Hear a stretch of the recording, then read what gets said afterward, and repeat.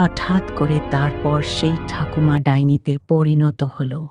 মা, ভয় পাস না, আমি খারাপ ডাইনি নই রে। আমি এই জঙ্গলে বহু বছর ধরে থাকি, জঙ্গলটাকে রক্ষা করি রে। থলিটা খুলে দেখ কি আছে, তোর জন্য দেখ। তারপর রূপা থলিটা খুলে দেখলো, তার মধ্যে সোনার মোহর সে দেখতে পেল ও সে খুব খুশি হয়েছিল।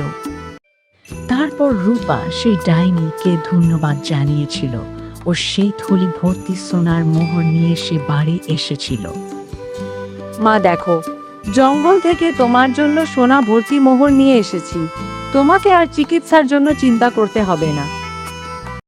তখন তাতে রূপার মা খুব খুশি হয়েছিল। রূপা কিভাবে ডাইনিকে ফলমূল এনে দেওয়ার বদলে তাকে সোনার মোহরের থলি উপহার দিয়েছিল সে সবকিছু বলল।